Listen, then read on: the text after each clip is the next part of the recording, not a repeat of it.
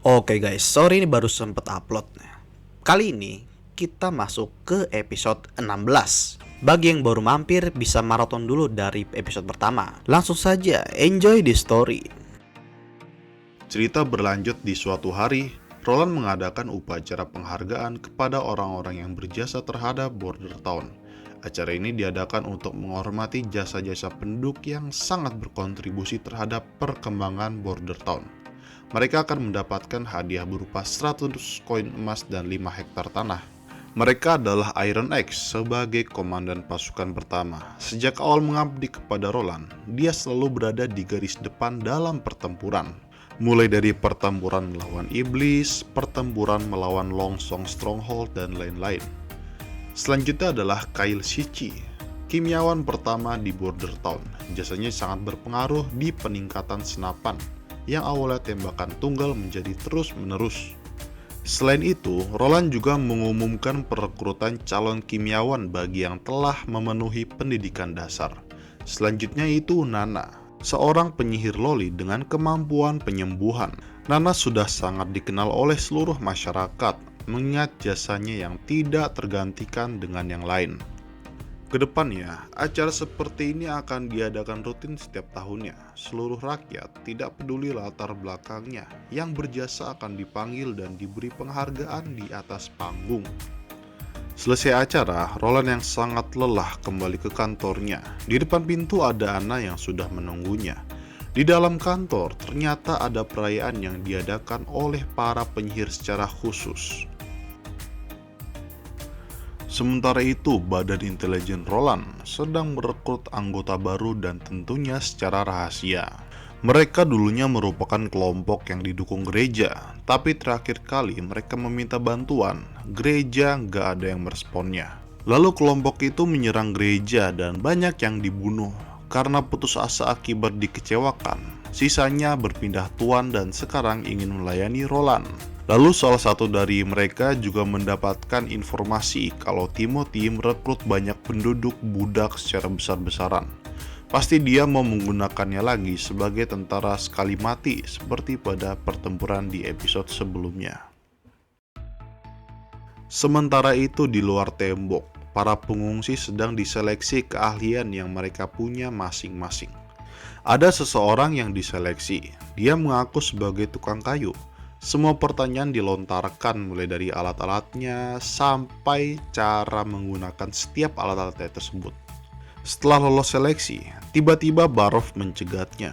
Menurutnya orang itu bukanlah tukang kayu beneran karena tangannya sangat halus. Kan kalau tukang kayu itu yang beneran pasti tangannya kasar, kapalan, dan kotor lah. Selain itu, orang ini juga selalu memalingkan wajahnya setiap menjawab pertanyaan yang artinya dia berbohong. Baca nih, ada artikel tentang psikologi orang ngibul. Peraturannya, jika berbohong akan dipekerjakan di tambang atau diusir. Setelah itu Barov mendiskusikan tempat tinggal bagi pengungsi yang lolos. Mereka akan dibuatkan rumah susun atau sejenisnya. Terlepas dari itu, para pengungsi merupakan orang luar, berbeda dengan penduduk lokal yang sudah menerima keberadaan penyihir. Ada sebagian pengungsi yang melarikan diri. Barov curiga mereka adalah orang suruhan gereja dan menyarankan agar Roland membunuhnya. Tapi Roland menolak. Biarkan Nightingale menginterogasi mereka untuk memastikan mata-mata gereja lainnya. Keesokan paginya, para petinggi dikumpulkan dan Roland mendemonstrasikan kendaraan baru, yaitu sepeda. Mengingat Border Town sekarang sudah bertambah luas, gak mungkin dicapai dengan berjalan kaki dan kalau memelihara kuda bakal merepotkan. Kedepannya, Roland berniat untuk mendirikan pabrik sepeda dengan harga jual sepeda sekitar 1-2 koin emas. Pertama-tama, Roland meminta semua pejabat untuk belajar cara naik sepeda dan akan digambar oleh Soraya, ya, sekalian buat promosi ya. Di sisi lain, Roland meminta Kyle untuk membuat sistem yang akan memproduksi asam secara otomatis, karena kedepannya Border Town akan sangat membutuhkan senjata yang lebih banyak dan canggih. Di hari lainnya, Roland mengadakan upacara lagi, yang kali ini upacara kelulusan bagi siswa yang telah menempuh pendidikan dasar. Setelah ini para lulusan bebas untuk mengambil pekerjaan apa saja. mulai dari militer, pekerja pabrik, kimiawan, pertanian, dan sebagainya.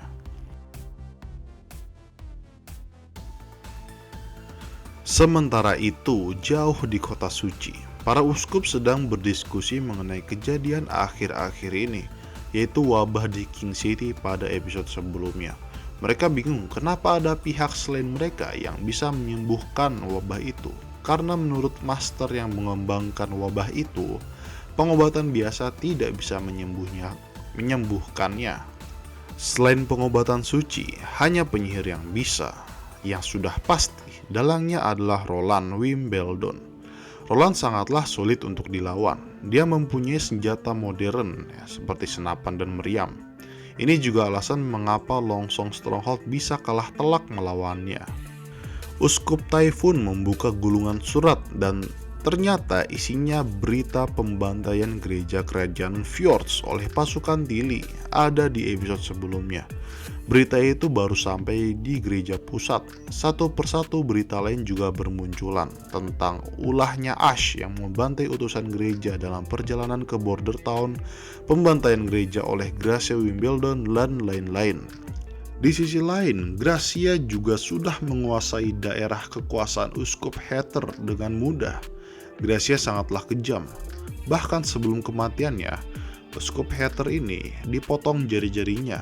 Walaupun sudah diancam Uskup Heather tentang backingannya, yaitu pasukan The Punishers, Gracia sama sekali tidak takut melawannya.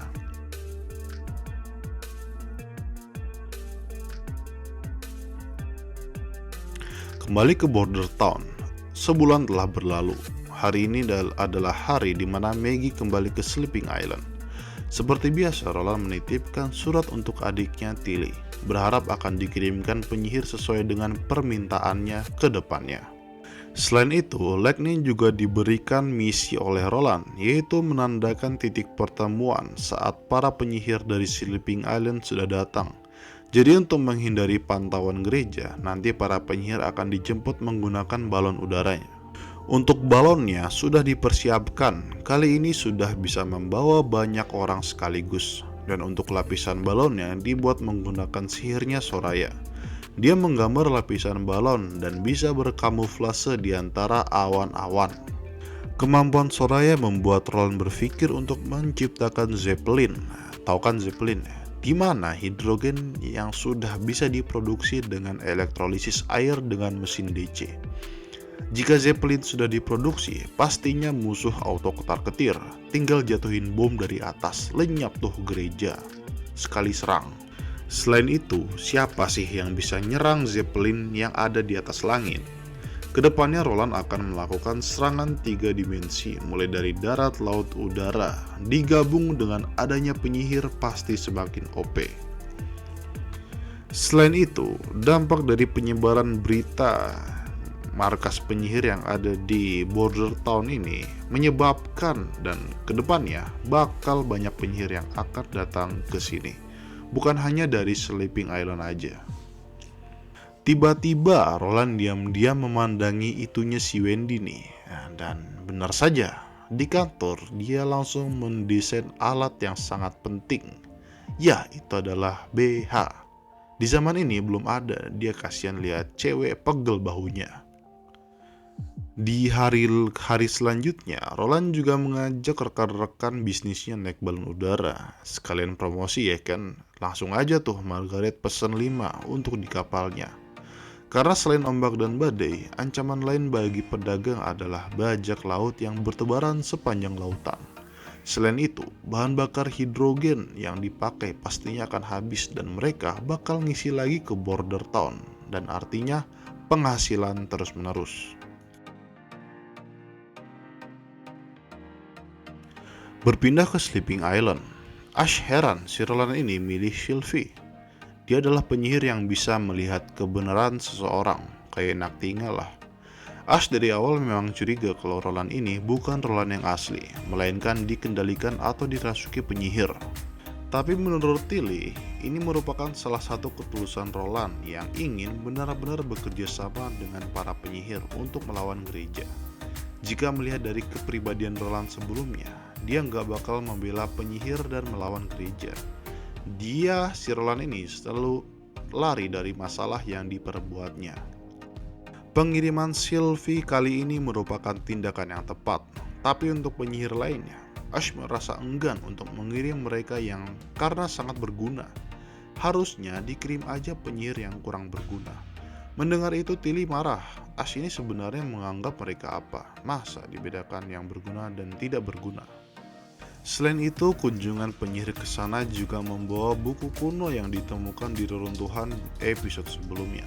Barangkali Roland bisa menerjemahkannya.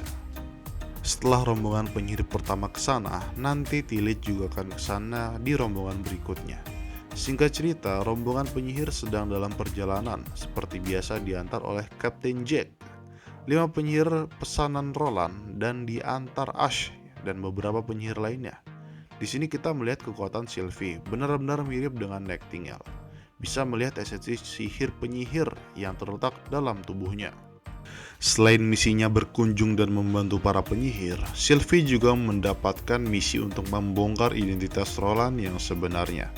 Jika Rolandnya itu nggak beres, langsung hubungi Tilly. Sebelum itu, Ash memeringati untuk jangan pernah sendirian bersama Roland, karena ya bahaya, takut dia papain lah. Tak terasa sudah dekat ke lokasi penjemputan dan tiba-tiba muncul balon udara yang sangat besar dari belakang gunung batu. Ternyata itu adalah Wendy, Lightning, dan Anna yang ditugaskan untuk menjemput penyihir dari Sleeping Island. Penyihir dari Sleeping Island kaget melihat balon udara yang besar itu. Apakah diterbangkan oleh sihir? Setelah mengantar, Ash dan penyihir lainnya segera pulang meninggalkan Sylvie dan 4 lainnya. Singkat cerita, mereka sampai di istana Roland, langsung disambut oleh Skrull dan kawan-kawan. Roland sudah menunggu mereka di dalam. Pertemuan pertama Roland dengan para penyihir dari Sleeping Island. Selain itu, Sylvie juga terkejut. Menurut penglihatannya, Roland ini merupakan sosok Roland yang asli, tidak menggunakan penyamaran apapun. Singkat cerita, pesta selesai. Roland mengobrol dengan Nightingale. Menurut Nightingale, gak perlu mempercayai mereka semua, terutama si Sylvie itu. Karena yang dikatakan oleh Sylvie setengahnya adalah kebohongan. Roland paham masuk Sylvie. Dia pasti ditugaskan untuk mencari tahu identitas Roland sebenarnya. Coba pikirkan secara logis kalau punya saudara dan tiba-tiba kepribadiannya berubah yang awalnya malas-malasan, sering bolos, sampah deh pokoknya. Tiba-tiba berubah menjadi orang yang 180 derajat berbeda. Orang normal pasti curiga, jadi ya wajar aja.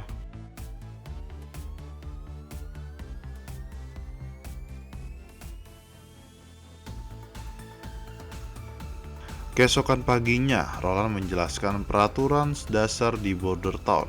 Untuk minggu pertama nggak ada tugas apapun, bebas mau kemana aja. Malam hari harus pulang untuk makan malam dan ada kelas pengetahuan dasar setelah itu. Dapat gaji tiap bulan dan plus cuti. Setelah ini mereka akan dites kemampuannya satu persatu. Tapi sebelum itu, Sylvie memberikan surat khusus kepada Roland dari Tilly. Isinya adalah penjelasan saat Tilly pergi ke reruntuhan di episode sebelumnya. Ada banyak dokumen yang dituliskan dengan bahasa kuno. Ternyata bahasanya sama dengan dokumen yang ditemukan di reruntuhan hutan timur pada episode sebelumnya. Mereka menyimpulkan pemilik reruntuhan di Shadow Island dan di hutan timur merupakan orang atau pihak yang sama. Ada sejarah yang disembunyikan. Sempat terlintas pikiran Roland untuk menjelajahi menara yang ada suara orang meminta tolong di dalamnya. Dokumen ini sangatlah penting, jangan sampai rusak. Jika sudah terpecahkan, misteri 400 tahun yang lalu akan terbongkar siapa yang jahat sebenarnya dan mengapa penyihir diburu di masa ini. Itu untuk kerjaan kedepannya. Sekarang waktunya menguji kekuatan penyihir baru ini. Di lapangan, ada 5 penyihir yang diuji. Pertama adalah Lotus atau Lian. Kekuatannya itu bisa memodifikasi tanah, entah mau dibikin kayak rumah, bukit, lubang, bebas lah. Jika terkena batu dewa, nggak bisa mengeluarkan kekuatannya. Dan tanah yang sudah dimodifikasi tidak akan kembali ke sedia awal. Kedua adalah Honey, kekuatannya adalah Beast Tamer. Dia bisa menjinakkan binatang apapun dan bisa memintanya untuk mengirimkan pesan. Tidak berfungsi jika terkena batu dewa. Ketiga bernama Evelyn. Kekuatannya itu bisa membuat anggur tanpa bahan apapun. Keempat bernama Sylvie. Kekuatannya Eye of Truth. Bisa melihat kebenaran, bahkan bisa melihat jauh di depan sesuai dengan konsumsi sihirnya. Ini kayak Byakugan lah kalau di serial Naruto. Terakhir bernama Candle. Kekuatannya bisa memanipulasi elemen. Contohnya dia bisa membuat es yang tidak mencair atau api yang tidak pernah padam.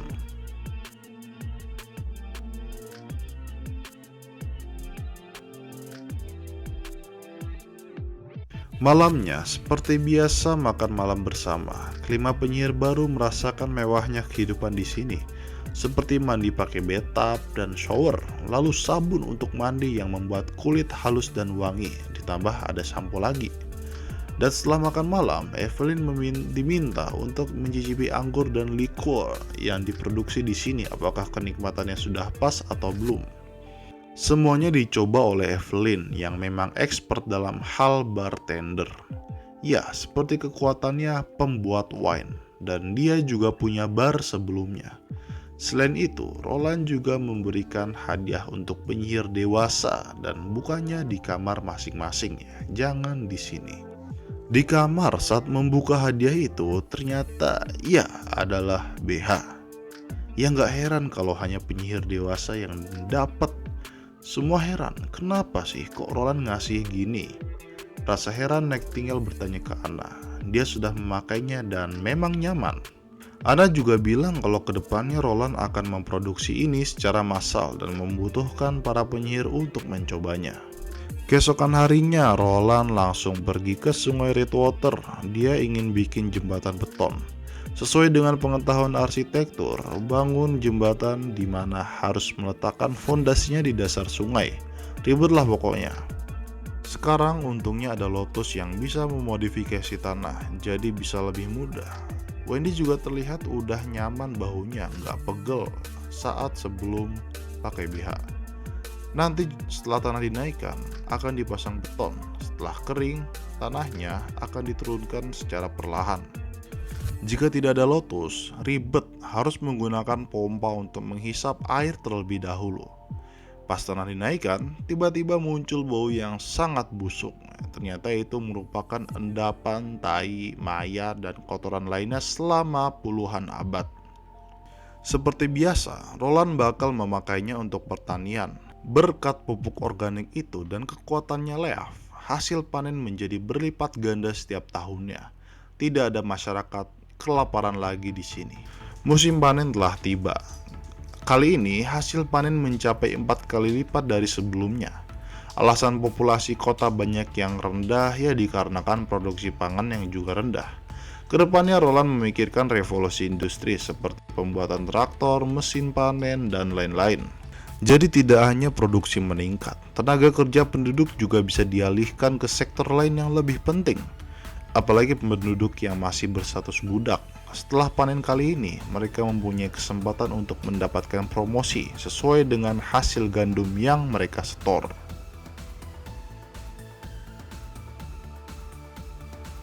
Di sisi lain, terlihat Timothy di suatu ruangan kosong. Dia puas merasa telah mengalahkan Gracia. Padahal mah aslinya Gracia ini cuma pindah markas. Jadi saat ini pelabuhan Clearwater kosong dan Timothy berniat untuk membakar semuanya. Lalu tak lama datanglah seorang ksatria menghadap. Dia merupakan tangan kanannya Timothy. Besok Timothy akan melakukan ekspedisi ke barat dan memerintahkan ksatria itu untuk menjaga kerajaan Grey Castle di perbatasan selatan. Jika tujuannya ke barat, pasti tak lain dan tidak bukan adalah untuk berurusan dengan adiknya sendiri, Roland Wimbledon. Dia heran kenapa 1.500 orang tidak bisa mengalahkan Roland di Border Towns sebelumnya. Mustahil jika melihat kepribadiannya Roland dulu. Apakah selama ini Roland menyembunyikan kepribadiannya? Setelah ini, Timothy berniat menghabisi Roland. Cerita bersambung. Oke guys, jadi gitu aja dulu. Semakin kesana, semakin banyak chapter-chapter isinya filler. Lama jadinya kan, makanya saya lengkap. Jadi, episode kali ini ada 15 chapter. Kedepannya mungkin bakal 15 chapter per episode. Gak tau lah. Yaudah gitu aja, mau like, subscribe itu karepmu. Terima kasih dan sampai jumpa.